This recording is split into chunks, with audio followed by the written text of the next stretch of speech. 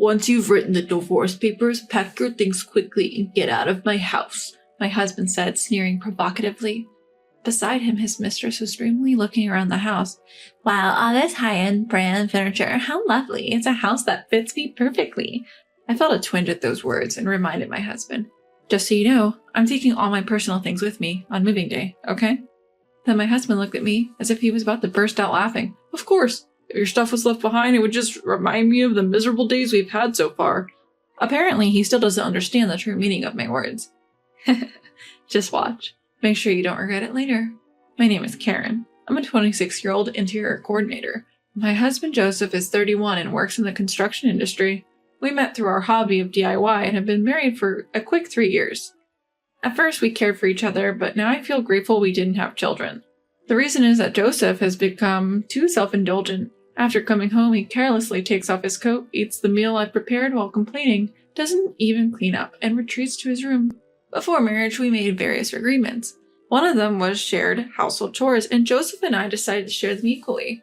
But now I'm taking on almost all the housework. I point out to Joseph that he should do his share of chores, but incredibly, he made this excuse. Housework is easy, so it's natural for women to do it. Men have to take responsibility for work, so I don't want to do housework. He started to easily throw this rigid opinion at me, which he had never voiced before our marriage. The fact that I earn more than Joseph has also played a big part in him turning against me. But by the time I reach Joseph's age, I'm planning to be independent and should be able to increase my income even more. Perhaps sulking about that, Joseph put only the bare minimum of his earnings into the house, without saving, and spent it however he liked.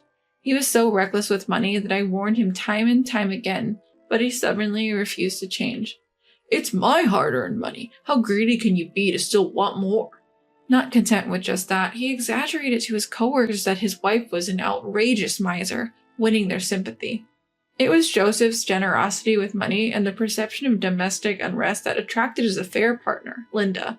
She's 24 years old, working at Joseph's company as a temporary employee. There are a few young men at my husband's company, and even those a bit older are still considered young. That's probably why 31-year-old Joseph caught her eye. Poor Joseph, if I had a handsome husband like you, I'd take care of him forever. Believing her words, my husband quickly became infatuated with Linda.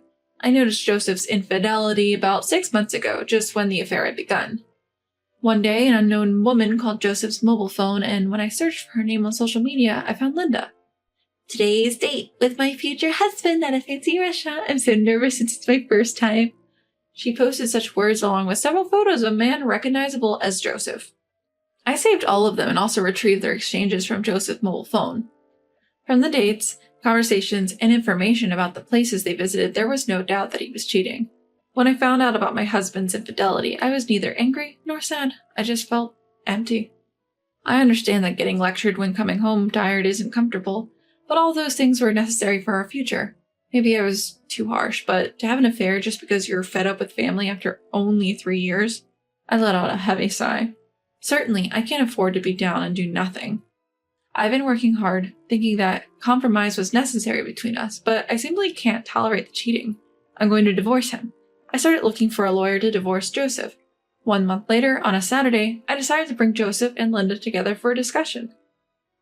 Naturally, they were shocked when I contacted Linda. They probably never thought I would find out about the affair, but perhaps out of joy for the marriage, Linda seemed really thrilled. She neither apologized nor tried to justify the affair to me, and immediately said, Karen, are you really okay with this unprecedented compensation? I'm so happy. I calmly replied to her, That's right. Joseph and I decided before our marriage not to divide our assets. At that moment, Linda held hands with Joseph and celebrated. Yes, Joseph and I had talked beforehand, even about what would happen if we ever divorced. In exchange for not dividing the assets, the compensation I would receive was also small. I was working too, so I didn't mind that part, but what made me angry was the complete lack of remorse for the adultery. How wonderful to live in such a stylish house with you, my love. And all the furniture is from a high-end brand. The appliances are the latest too. It's just the perfect house for me. I felt a strange sensation at those words, and as I handed over the divorce papers, I confirmed something with Joseph. Even during our marriage, there's no division of the things I bought. I'm taking all my personal belongings with me. You do understand that, right? Joseph, seemingly not understanding what I meant, paused for a moment and then spoke. It's obvious. Your plain clothes and bags wouldn't suit young Linda anyway. I have to buy her better things. If I leave your belongings here, I'll just be a reminder of the painful days we had together." It seems he misunderstood, thinking I was talking about personal belongings as in clothing. Oh well. It's easier to let him continue thinking that than to start a fight. Tomorrow the movers will take everything, so be prepared. The two of them were already ignoring what I was saying, looking around the house's interior. It seems Joseph doesn't understand the meaning of no division of property. But that's none of my concern. Take a good look while you can. Oh, I can't wait for tomorrow's move. The next morning, they came to see me off as if they were hurrying me to leave early. Ignoring them, I was waiting for the moving company's arrival. Then, right on time, a large truck arrived. The workers energetically called out to me. "Thank you for choosing us today. We have another truck waiting nearby, so please don't worry." Linda, with a clouded expression, hesitated as she approached me. Do you have that many personal belongings? I held back a laugh and barely managed to answer. The house itself belongs to Joseph, but all the appliances and furniture are mine. That's why I said there will be no division of property, remember? Hearing that, Joseph rushed to me, his face turning bright red. "All the furniture and appliances are mine. They've been in this house for 3 years. Just take your stuff and get out, quickly." I had reached my limit, and I finally burst out laughing. I had a feeling, but he really didn't understand what no division of property meant. And just because it's been in the house for a few years, it's his. You must be joking. "Hey, you're not really planning to take everything, are you?" Perhaps panicked by my attitude, Joseph lowers his voice to check with me. Meanwhile, the movers were steadily continuing to transport the furniture. Don't worry. The only memories of living with you, I'll leave behind. Then Joseph, in a panic, ran to the study. I always kept copies of the receipts there, so he must have gone to check which pieces of furniture were being taken, but checking was in vain. There's not a single piece of Joseph's furniture or appliances in this house. Joseph inherited this house from his parents, who owned it as a rental property. Not wanting to spend money on his personal life, he had furnished it all with secondhand furniture and appliances. When we got married, Joseph disposed of all the furniture he had, so I bought all the furniture and appliances. Of course, all were the latest and luxurious famous brand items. Being an interior coordinator by profession, I was quite particular about the design of the furniture and appliances. Moreover, after trial and error, I placed the upscale furniture in visually pleasing arrangements. I think it had an opulence that made it look far from a second-hand house, even if I say so myself. Linda couldn't help but be enchanted as she looked around the room. Meanwhile, Joseph came back with a pale face. By that time, the house was already being cleaned after the removal. Literally, not a speck of dust remained. Linda kept screaming at me, "This is terrible! I can't believe this is happening!" Finally, a worker looked around the house and asked concerned, "The house is empty now. Are you sure this is okay?" "There's no problem since I'm moving out what I bought with my own money. Please deliver it to the address where my parents are in the new house," I said. Then the workers jumped into the truck and drove off briskly. "Hey, I didn't hear about this. What are you going to do?" Linda was still angry, coming at me again. Just then, a car pulled up from behind, and she jumped in alarm. "Wait, who's coming out? What are you plotting?" she yelled. Perhaps she realized I was still up to something. She looked utterly bewildered. "Karen, it's been a while. Is it true you're giving me the wallpaper?" A friend of mine emerged from the car. "That's right, the wallpaper too had been custom made by a designer I met through work, and I paid for it to be completely replaced, so even the wallpaper was my personal property. Since this type was reusable, a bit of maintenance and resizing would allow it to be used again without any problems." You're gonna peel off the wallpaper too?" Linda was staring at me in disbelief, but my friend just shrugged and began to peel off the wallpaper. "Please, can't you at least leave that alone?" My husband pleaded with me, but I ignored him. "If you see my personal belongings I left behind, you'll be reminded of me. And that's unpleasant, right? That's why I decided to give it all to my friend." Having said that himself, he couldn't correct it, and he was confused and panicked. Generally, if you replace all the wallpaper in a house, it costs at least $5,000. Since they have to buy new furniture as well, it's undoubtedly a painful expense for them. I had all the tasteful furniture and appliances removed without leaving a single piece, and even the wallpaper was peeled off.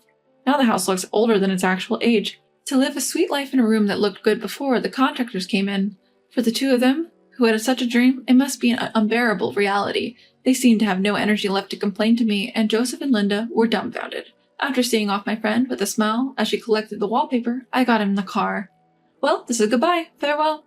I casually bid farewell to the two of them and left the empty house behind. Afterwards, I used the furniture and appliances in my new home, but I soon got sick of the fact that Joseph had used them and called a friend who was a buyer to sell them. Fortunately, they were in very good condition, and I was able to sell them for a higher price than expected. What kind of furniture should I buy next? Where should I place them? As I was thinking about these things, I got a call from Joseph after a long time. Linda just won't stop going on about having you arrange the furniture. Come to the house once. I didn't want to meet them, and it troubled me a lot, but my interest as an interior coordinator won out. What kind of furniture had those two bought? What kind of interior design did they want? All right, I'll go just to hear what you have to say. I found myself agreeing. Really? Remember, you promised. Joseph exclaimed with apparent joy before hanging up. On the promised day, I arrived at their place and was shocked at what I saw. They hadn't even re-wallpapered. And as for the furniture and appliances, it was all obviously secondhand stuff gathered from used goods stores. It looked exactly like a cheap apartment where a student might live. A whole month had passed since we parted ways, and this was just too much. Wait, what is this? This is beyond an interior design problem. I was at a loss for words. Linda took this as an insult and exploded in anger.